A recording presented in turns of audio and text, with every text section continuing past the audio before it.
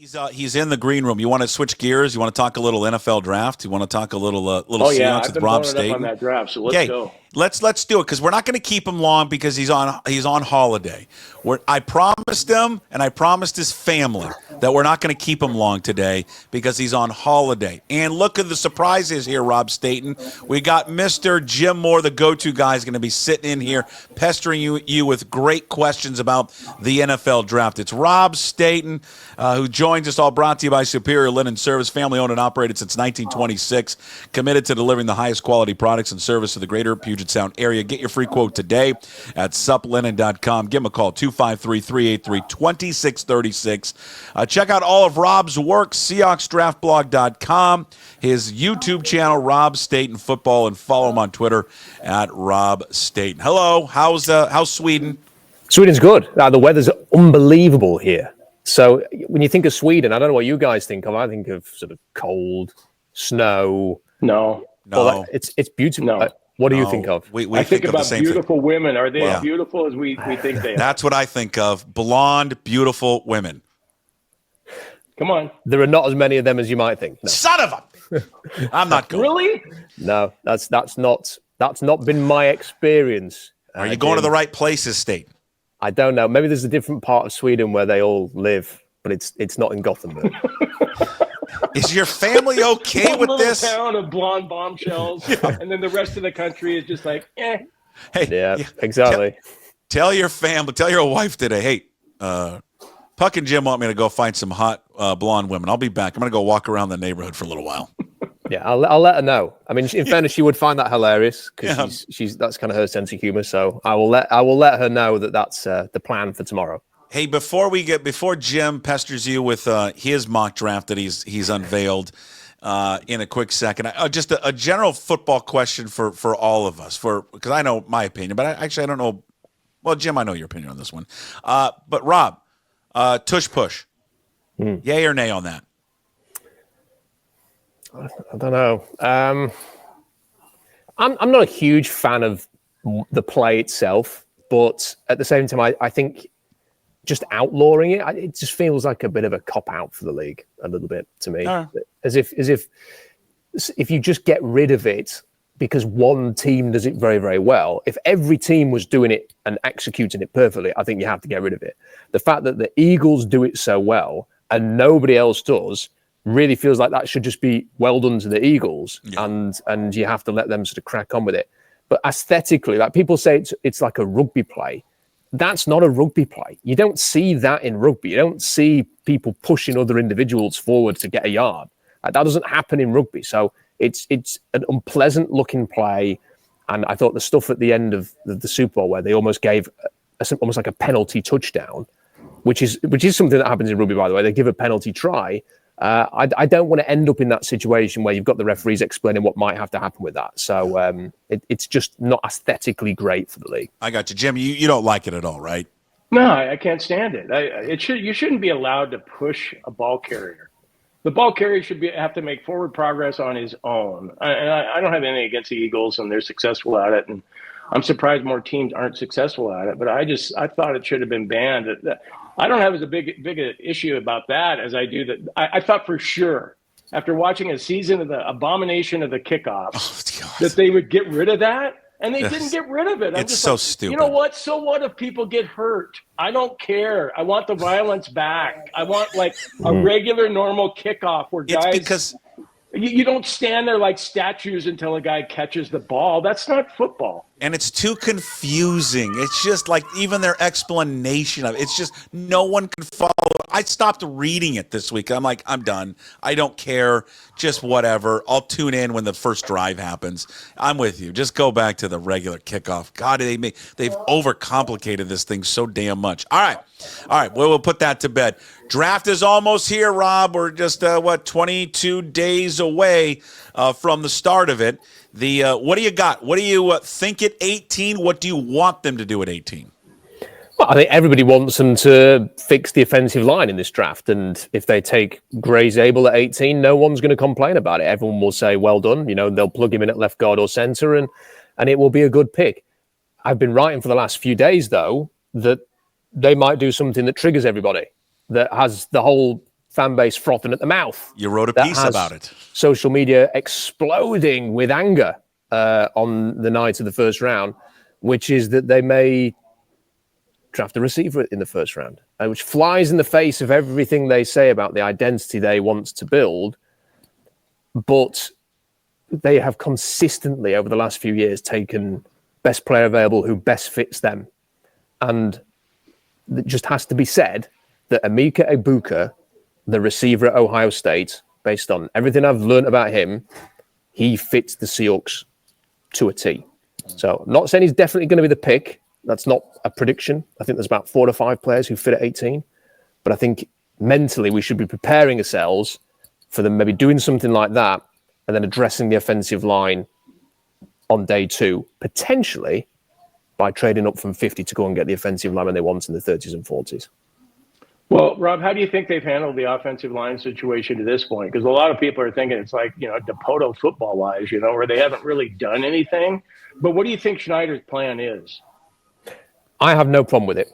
I thought the plan was they want to go and get Will Fries. He was clearly the best player available in free agency. And once the Minnesota Vikings said, we don't want to have a medical for your broken leg, we're going to give you a 5-year contract, which no other free agent got at any position. He was the only player who got a 5-year contract out of anybody. And we're not going to go and have a look at the medicals there. We're just going to bring you in blind. And who knows what the state of that leg is, by the way. And he's committed to the Vikings now. I did not think the Seahawks, I don't blame the Seahawks for not saying, well, we'll just do the same thing and do that in Seattle to bring you here and moving on. I think Drew Dolman was always destined to go to Chicago. I think that was they were probably told, as like everybody was at the Combine, he's going to Chicago. And then when you look at the rest of the options, they just weren't very attractive. So I understand it, but there is a lot of pressure now to find some answers in the draft. They have to find some solutions. It doesn't have to be at 18, but they have to come out of this draft with people thinking, I understand what they've done with the offensive line. That means making at least one meaningful addition, whether that is Zabel at 18, whether it is somebody in round 2, maybe it's even 2 linemen in round 2. Now I'm going to react one way probably on draft. Oh, I know I'm going to react one way on draft night if they do take a wide receiver at 18, but then I'm going to allow myself to feel differently later on. But I'll just ram my head into a wall if they do it. Unless it's Kyle Williams. Well, if it's Kyle Williams at 18, then it's one of the best picks in the history of the NFL draft. Rob, I know what you're going to say. I know what you're saying. A best player available and all that. I just there's got to be a better. I understand best player available, but you need offensive linemen, and they need to find the best offensive lineman that's sitting there at 18 and grab them. And if they go wide receiver, because I've heard McMillan and I read your piece, it's a great piece, and you make great points why we should prepare ourselves for it with Emeka Egbuka, who, of course, the local kid out of Steilacoom. I'm tired of seeing that. I just want linemen, and I want all of them. I want all 10 picks to be linemen. Yeah, I think everybody wants to see linemen, and we want to see a good, strong offensive line in Seattle. I think part of the problem is the way that the boards are set up. You have to attach a number grade. That's what the teams do, and it's a grading scale typically all the way up to number 8. And you may well say, okay, Gray Zabel is justified to take him at 18. Let's say that he has like a 6.38, just as an example, and that's his grade. And you think that's fair enough to take him at 18. If you have a player who's a 6.5, who is considerably rated higher, how do you, from a GM's point of view, they think, how do I turn that down? Or if Zabel's gone, let's say, and the next lineman is graded as somebody that you'd probably take 45th overall, again, it's hard to sort of, you have got to make decisions to build for your football team. And the way that GMs think, and this is, I'm learning along the way. I was speaking to someone last week and said, what's the thought process for a GM in this situation? I spoke to somebody who's been at the cold face of this. And they said, you are really just trying to draft starters. Like, that's how teams view it. It's like, these guys are starters. You're drafting them to start. You're going to bring them in, and in 5 years' time, no one is going to say, you made a bad draft pick. And the minute that you deviate from that thought process of getting the best player, getting the guy who's going to start for your team, and you start saying, we have this need, I just have to be seen to be taking someone at that position, even if I don't believe that they can be a long-term starter for me. That's how you end up losing your job. That's how you end up making mistakes. That's how you end up with LJ Collier in the first round and not Jackson Smith and Jigba. Hey, Rob, I was surprised to hear John Schneider's comments at the owners' meetings where he talked about the center position and how it looked not that great in the draft. Is that a fair assessment? It's absolutely a fair assessment, Jim. It's a really bad draft for centers. It's so thin. And there are players they could draft to fill that need. Zabel's one of them. You know, they could take Zabel at 18 and decide to put him at center. Situation could be solved for years. So there's that option there. But then you look at the rest of the options and it is so thin. You're basically talking about Jared Wilson, who some people think could be a pick at 50 or 52 for the Seahawks. And he's got the exact, I think maybe even in a better physical profile than Eric McCoy, who was the excellent center for the New Orleans Saints under Clint Kubiak last year. So they could draft him at 50 or 52. Once he's gone off the board, you might not have a center that you're prepared to take until middle of day 3.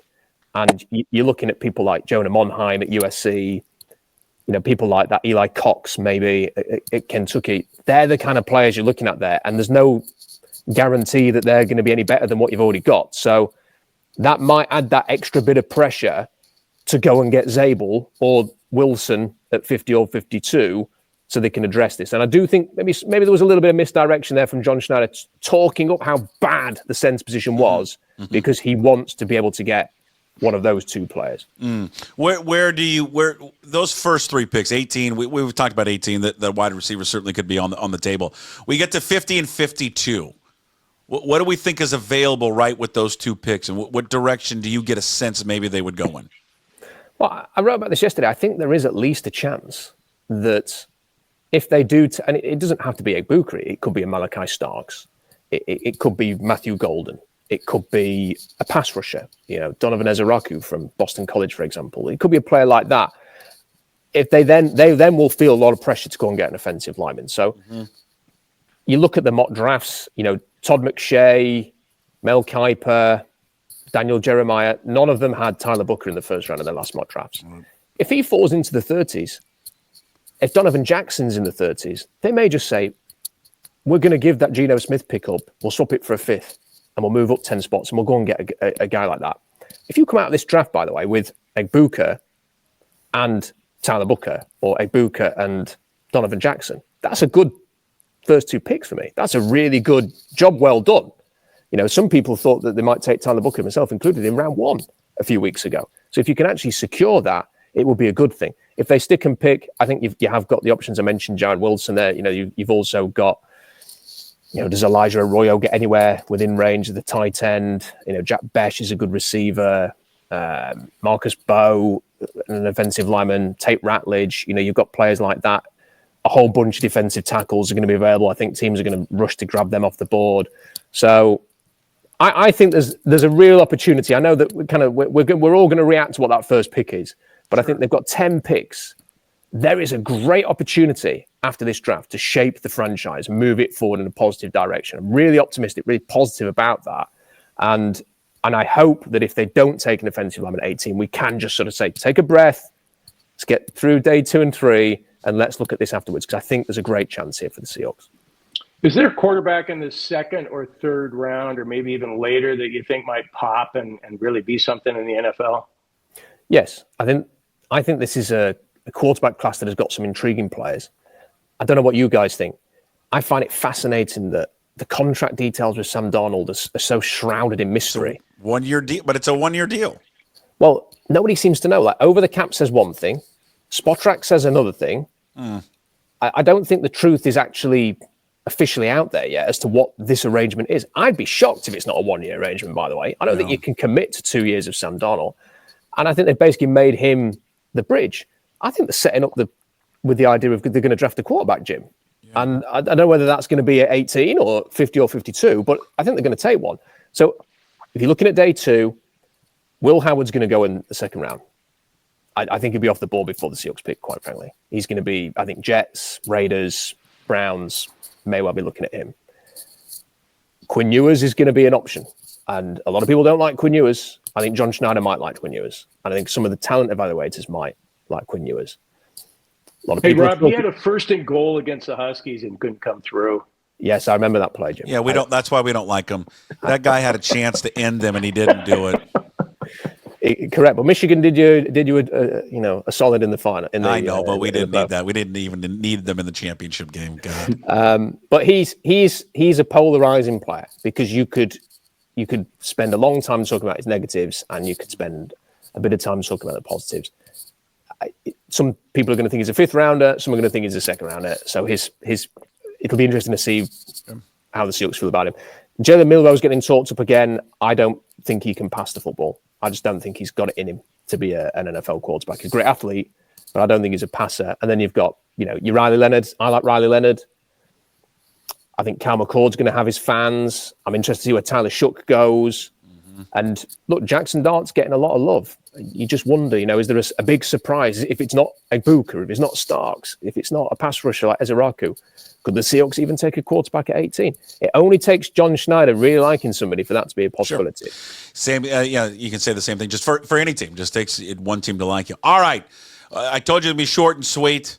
You're out. Go enjoy the rest of your holiday with your family in Sweden. And if you do stumble upon one of these hot blonde gals, just send us a picture, will you?